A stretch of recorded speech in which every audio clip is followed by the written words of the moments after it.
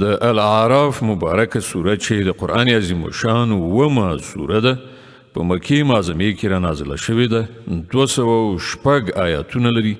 تلاوت او پښتو ترجمه یې له لومړي آیت څخه اورئ بسم الله الرحمن الرحیم د الله په نوم چې ډېر زیات مهربان پورا رحم لرونکی دی الف لام میم صاد كتاب أنزل إليك فلا يكن في صدرك حرج منه لتنذر به وذكرى للمؤمنين الف لام میم صاد دا یو کتاب دی چې تا ته درلیږل شوی دی نو ای محمد صلی الله علیه وسلم ستا په زړه کې د له ده نه څه اندېښنه نه وي د ده له نازلولو نه هدف دا دی چې ته د ده په وسیله منکرانو وویروې او د مؤمنانو لپاره یادونه وي اتبعوا ما أنزل إليكم من ربكم ولا تتبعوا من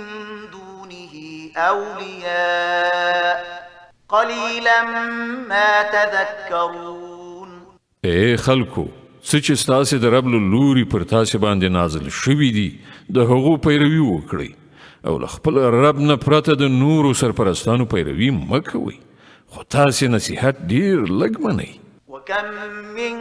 قرية أهلكناها فجاءها بأسنا بياتا أو هم قائلون څومره ودانۍ دي چې هغه مونږ تباه کړي پر هغو باندې په ناڅاپي ډول د شپې زموږ عذاب پرېوت یا په رڼا ورځ په داسې وخت کې راغی چې هغوی استراحت کړی فما كان دعواهم إذ جاءهم بأسنا إلا أن قالوا إنا كنا ظالمين او کله چې پر هغوی باندې زموږ عذاب راغی نو د هغوی په ژبه له دې وینا پرته نور څه نه و چې موږ په رښتیا سره ظالمانو فلنسألن الذين أرسل إليهم ولنسألن المرسلين نو دا کار ارومرو کېدونکی دی چې موږ له هغو خلکو څخه حساب واخلو چې موږ هغوی ته پیغمبران ورلیږلي دي او له پیغمبرانو نه به هم د پیغام رسولو پوښتنه وکړو فلنقصن عليهم بعلم وما كنا غائبين بیا به موږ په خپله په کامل علم سره ټوله ماجرا د هغوی مخې ته وړاندې کړو ښه نو موږ چیرته غایب نه وو والوزن يومئذ الحق فمن ثقلت موازينه فأولئك هم المفلحون ومن خفت موازينه فأولئك الذين خسروا أنفسهم بما كانوا بآياتنا يظلمون او په هغه ورځ به تله کټ مټ حق وي د چا چې پله درنه وي همغوی به خلاصون ومومي او د چا چې پلې سپکې شي همغوی به په زیان کې د خپل ځان اخته کوونکي وي ځکه چې هغوی زموږ له آیاتونو سره له ظلمه ډک برخورد کوو ولقد مكناكم في الأرض وجعلنا لكم فيها معايش قليلا ما تشكرون مونږ تاسې له وس واک سره په ځمکه کې مېشته کړئ او ستاسې لپاره مو دلته د اوسېدو وسایل برابر کړل خو تاسې ډېر کم شکر ویستونکي یاست ولقد خلقناكم ثم صورناكم ثم قلنا للملائكة اسجدوا لآدم فسجدوا إلا إبليس لم يكن من الساجدين مونږ ستاسې هستونه یعنی پیدایښت پیل کړ بیا مو ستاسو صورت جوړ کړ بیا مو پرښتو ته وویل چې آدم ته سجده وکړئ په دې امر سره ټولو سجده وکړه خو ابلیس په سجده کوونکو کې شامل نه شو قال ما منعك ألا تسجد إذ أمرتك قال أنا خير منه خلقتني من نار وخلقته من طين پوښتنه یې وکړه ته څه شي له سجدې کولو څخه منع کړې کله چې ما درته امر کړی و ویې ویل زه له هغه نه غوره یم تا زه له اوره پیدا کړی یم او هغه له خټې څخه قال فاهبط منها فما يكون لك أن تتكبر فيها فاخرج إنك من الصاغرين الله فرمایل خنو ته له دې ځایه کوز شه ته حق نه لرې چې دلته د لویۍ غرور وکړې ووځه چې په حقیقت کې ته له ذلیل شوو څخه یې قال أنظرني إلى يوم يبعثون وی ویل ما ته تر هغې ورځې پورې مهلت راکړه چې دا ټول دوهم ځل راپاڅول شي قال إنك من المنظرين قال فبما أغويتني لأقعدن لهم صراطك المستقيم ثم لآتينهم من بين أيديهم ومن خلفهم وعن أيمانهم وعن شمائلهم ولا تجد أكثرهم شاكرين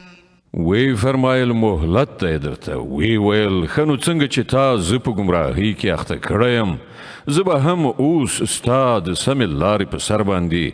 دغو انسانانو ته څارو کینم له وړاندې وروسته ښي خوا کیڼې خوا هر لوري به یې راایسار کړم او ته به د دوی زیاتره شکر ویستونکي ونه مومې قال اخرج منها مذءوما مدحورا لمن تبعك منهم لأملأن جهنم منكم أجمعين وی فرمایل له دې ځایه سپکه ورټل شوی ووځه باور ولره چې له دوی څخه چې څوک ستا پیروي وکړي ستا په شمول به له هغو ټولو نه دوزخ ډک کړم ويا آدم اسكن أنت وزوجك الجنة فكلا من حيث شئتما ولا تقربا هذه الشجرة فتكونا من الظالمين او ای آدمه ته او ستا میرمن دواړه په دې جنت کې اوسیږي هر چیرته چې هر شی ستاسې زړه غواړي خورئ خو دغې ونې ته نږدې مه ورځئ که نه نو له ظالمانو څخه به وشمېرل شئ فوسوس لهما الشيطان ليبدي لهما ما وري عنهما من سوآتهما وقال ما نهاكما ربكما عن هذه الشجرة إلا أن تكونا ملكين أو تكونا من الخالدين بیا شیطان هغوی تیر ویستل تر څو چې د هغوی شرم ځایونه چې یو له بله پټ کړی شوي وو د هغوی په وړاندې بربنډ شي هغو ته یې وویل ستاسې رب چې تاسې له دې ونې څخه منع کړي یاست د دې باعث له دې پرته نور څه نه دي چې چیرته تاسې په رښتې نه شي یا تاسې ته د تل لپاره ژوند در په برخه نه شي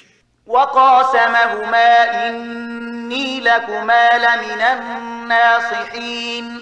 او هغه په لوړه یعنې قسم خوړلو هغوی ته وویل چې زه ستاسې رښتینی خیر غوښتونکی یم فدلاهما بغرور فلما ذاقا الشجرة بدت لهما سوآتهما وطفقا يخصفان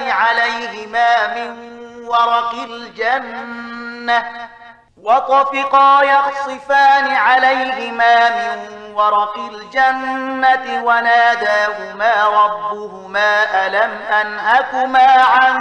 تلكما الشجرة وأقل لكما إن الشيطان لكما عدو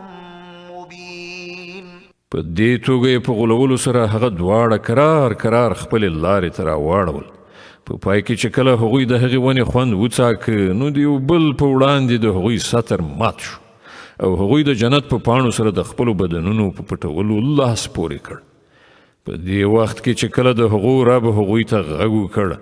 آیا ما تاسې له دې ونې څخه نه وی منع کړي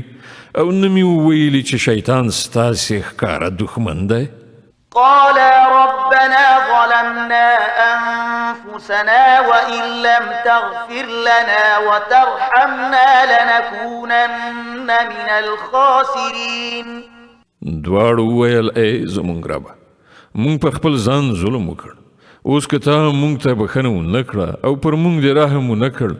نو موږ به ارومرو تباه شو قال اهبطوا بعضكم لبعض عدو ولكم في الأرض مستقر ومتاع إلى حين قال فيها تحيون وفيها تموتون ومنها تخرجون. وی فرمایل کوز شي تاسې یو د بل دښمنان